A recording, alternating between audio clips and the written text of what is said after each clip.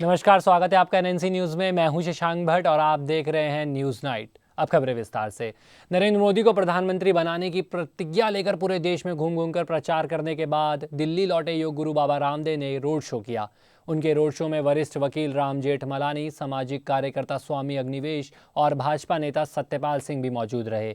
सबसे पहले बाबा रामदेव महात्मा गांधी को श्रद्धांजलि देने राजघाट पहुंचे और महात्मा गांधी को श्रद्धासुमन अर्पित किए। गौरतलब है कि योग गुरु बाबा रामदेव पिछले 9 महीने से देश भर में घूम घूम कर बीजेपी के लिए प्रचार कर रहे थे और उन्होंने प्रतिज्ञा ली थी कि जब तक मोदी को प्रधानमंत्री नहीं बनाएंगे तो वो हरिद्वार नहीं लौटेंगे। भाजपा नेता प्रकाश जावड़ेकर और आरके सिंह ने नई दिल्ली में राष्ट्रीय स्वयंसेवक संघ के शीर्ष नेताओं से मुलाकात की। आरएसएस कार्यालय का दौरा करने के बाद दोनों नेताओं ने कहा कि ये बस एक शिष्टाचार भेंट थी। उन्होंने कहा कि भाजपा संसदीय बोर्ड की बैठक कल के लिए निर्धारित है, इसलिए पार्टी के नेता बैठकें आयोजित कर रहे हैं। गाड़ी थोड़ा आगे ले लीजिए। अच्छा, ठीक है।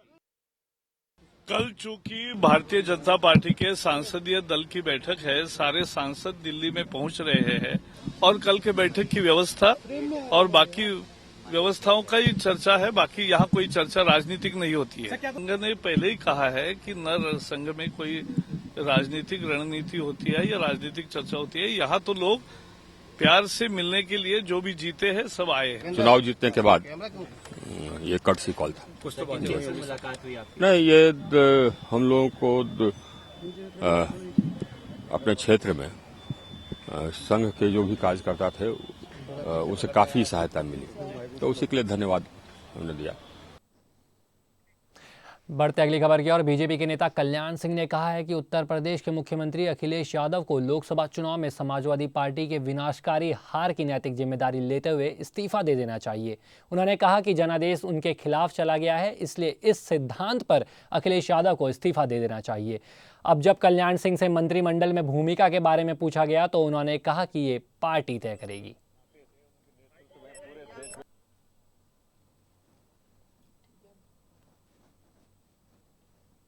सर, आपको लगता है कि अब यूपी में मुलायम सिंह सरकार को इस्तीफा देना चाहिए? उत्तर प्रदेश की समाजवादी पार्टी की सरकार जनता का विश्वास खो चुकी है। अगर बूथ कैप्चर न होता तो शायद मुलायम सिंह अकेले एमपी बन के आए होते और ऐसे में उनको नैतिकता के आधार पर त्याग पत्र देना चाहिए और जनता का नया जनादेश लेना चाहिए। सर, क्या कह रहे हैं? हमारी भूमिका तो हमेशा पार्टी ने तय की है, जो पार्टी तय करेगी वो भूमिका करेगी। सर, क्या राम बढ़ते अगली खबर की और। उत्तर प्रदेश में सत्ता में काबिज समाजवादी पार्टी के मुखिया मुलायम सिंह यादव ने जनमत पराजय का विश्लेषण करने के लिए पार्टी के वरिष्ठ नेताओं की लखनऊ में एक बैठक बुलाई।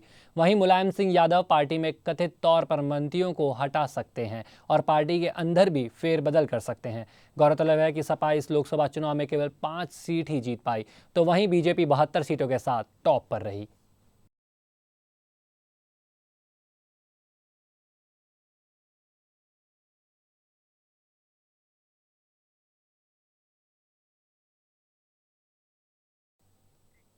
बीजेपी नेता रामकृपाल यादव ने बिहार के मुख्यमंत्री नीतीश कुमार के इस्तीफे को नाटक करार दिया। जदयू और लालू के गठजोड़ पर वार करते हुए रामकृपाल ने कहा कि दोनों स्वार्थी हैं, इसलिए अपने स्वयं के स्वार्थ के लिए सहयोगी बन रहे हैं। उन्होंने कहा कि नीतीश कुमार के इस्तीफे की पूरी बात की एक पटकथा लिखी गई है। गौरतलब है कि बिहार के मुख्यमंत्री नीतीश कुमार ने चुनाव में करारी हार के बाद अपना इस्तीफा दे दिया था, जिसके बाद देश में राजनीतिक ड्रामा शुरू हो गया।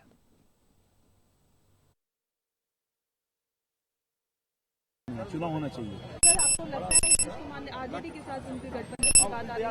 ये दोनों अलग अलग स्वार्थी लोग हैं और ये स्वार्थी लोगों का गठजोड़ होगा जो अपने अपने स्वार्थ के लिए कर रहे हैं। सत्ता के इतने लोभी नीतीश कुमार जी कि छोड़ ही नहीं सकते हैं।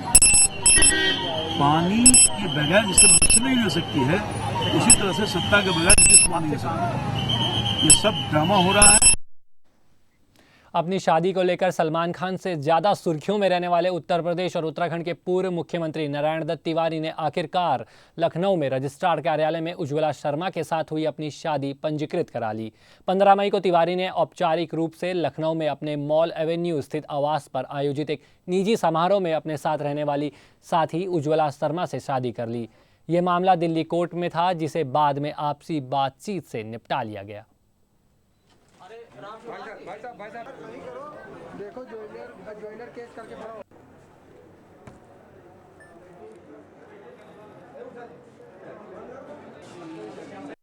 तिवारी जी की स्वेच्छा से सब कुछ हुआ है और हम दोनों की परस्पर सहमति से हुआ है जो भी हुआ है।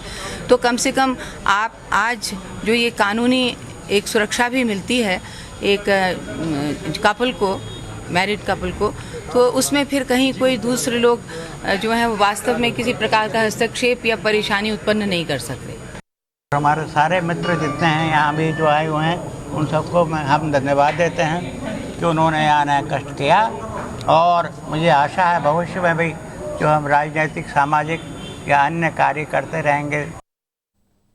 जौनपुर में गोराबाद शाहपुर मानव रहित रेलवे क्रॉसिंग के पास ट्रेन और इनोवा गाड़ी में टक्कर से सपा सरकार में राज्य मंत्री दर्जा प्राप्त सतई यादव समेत 3 लोगों की मौत हो गई। इस हादसे में राज्य मंत्री के गनर और ड्राइवर की भी मौके पर मौत हो गई। घटना की जानकारी मिलते ही अधिकारी मौके पर पहुंच गए। प्रत्यक्षदर्शियों की माने तो रेलवे क्रॉसिंग के पास राज्य मंत्री की गाड़ी अचानक खराब हो गई और तभी ओडिहार की तरफ से आ रही पैसेंजर ट्रेन ने टक्कर मार दी। तो वहीं नाराज ग्रामीणों ने ट्रेन पर जमकर पथराव किया, रेलवे प्रशासन के खिलाफ नारेबाजी की। आपको बताते चले कि सतई राम सपा के बड़े कद्दावर नेता हैं और मुलायम सिंह के करीबियों में भी शामिल थे।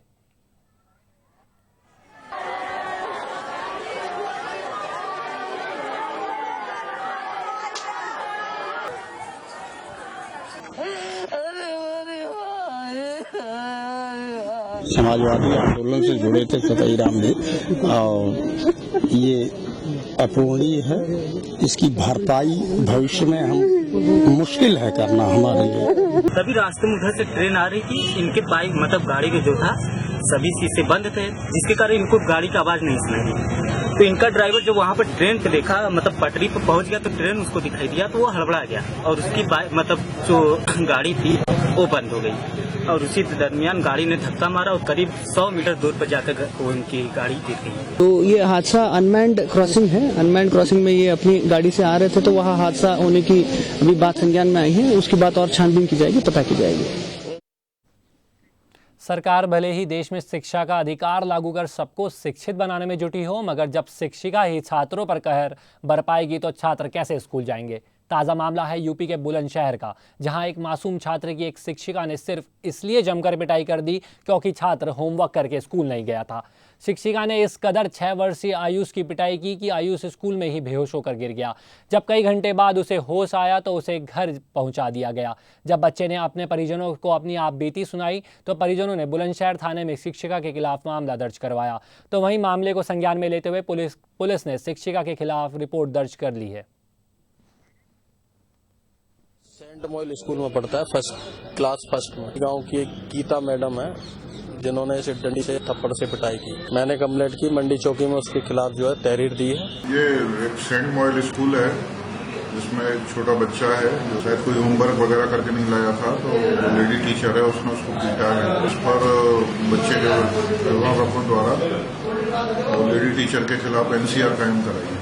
तो उसमें जांच कर रहे हैं, जो उचित वैधानिक कार्रवाई होगी वो शीघ्र कराई।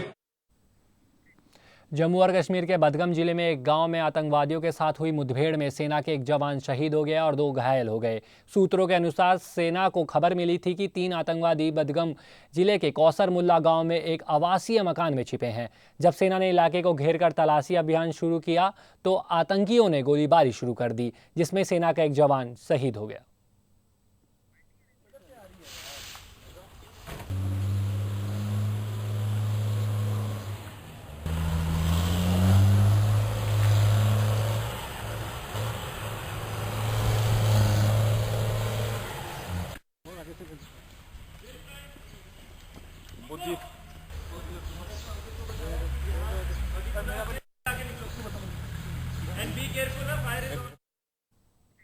अगली खबर भी जम्मू से है। बारूदी सुरंग विस्फोट में सेना का जवान शहीद हो गया और एक जवान घायल हो गया। रिपोर्ट के अनुसार नियंत्रण रेखा के निकट पालनवाला क्षेत्र में भारत की ओर से बारूदी सुरंग बिछाई जा रही थी, तभी विस्फोट हो गया जिसमें हवलदार विनोद कुमार घायल हो गए। जब उन्हें मराठा लाइट लाइट इन्फेंट्री की गश्ती टीम रेस्क्यू करने पहुंची तो पाकिस्तानी सैनिकों ने गोलीबारी शुरू कर दी, जिसमें 3 सैनिक घायल हो गए और बाद में एक जवान की मौत हो गई। गौरतलब है कि लोकसभा चुनाव के बाद नियंत्रण रेखा पर पाकिस्तान की तरफ से ये पहली बार गोलीबारी की घटना को अंजाम दिया गया है।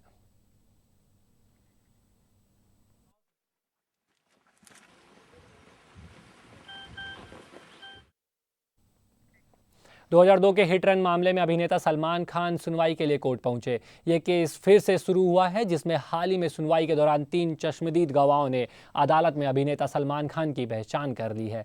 गौरतलब है कि सलमान पर आरोप है कि उन्होंने नशे में धुत होकर कार डिवाइडर पर चढ़ा दी, जिसमें एक व्यक्ति मारा गया और 4 घायल हो गए। घटना के बाद सलमान गाड़ी छोड़कर फरार हो गए थे।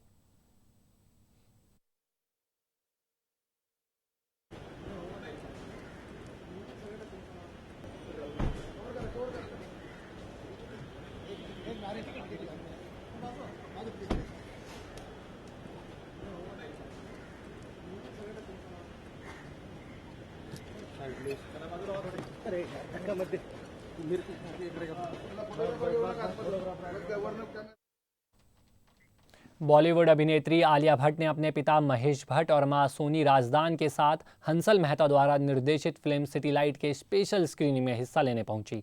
गौरतलब है कि फिल्म हाईवे और 2 स्टेट्स की भारी सफलता से खुश आलिया भट्ट आजकल अपने पिता के साथ आगामी फिल्म की भूमिका पर काम कर रही हैं। दरअसल हंसल मेहता की फिल्म सिटी लाइट ब्रिटेन के मेट्रो मनीला का एक नाट्य रूपांतरण है और इसमें भूमिका में राजकुमार राव निभा रहे हैं। इस मौके पर फिल्म के निर्देशक हंसल मेहता और फिल्म में मुख्य भूमिका निभा रहे राजकुमार राव ने फिल्म अभिनेत्री आलिया भट्ट की जमकर प्रशंसा की। 30 मई को ये फिल्म सिनेमाघरों में रिलीज होगी।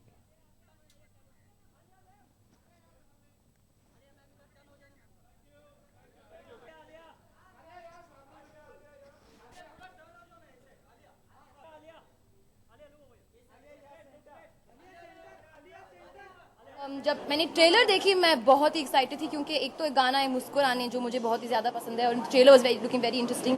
मेरे दोस्तों को भी बहुत अच्छी लगी trailer and the film is just I am speechless, क्योंकि इतनी आउटस्टैंडिंग फिल्म है। I just request everybody to go watch City Lights on the 30th में। I think I am very happy कि आलू की फिल्म बहुत अच्छी लगी और उनको हमारी ईमानदारी दिखी और उनको जो वो कह रही है स्पीचलेस है, हमको भी यही रिएक्शन चाहिए कि जो फिल्म देखिए वो स्पीचलेस निकले। वो बात just very humble and sweet of her. Like मैं सबको बोलती रहती हूँ कि Alia 21 she is doing such phenomenal work. Just imagine when he is 24। इस बुलेटिन में फिलहाल इतना ही। देश विदेश की ताज़ा खबरों के लिए देखते रहिए न्यूज़ नाइट। मुझे दीजिए इजाज़त। नमस्कार।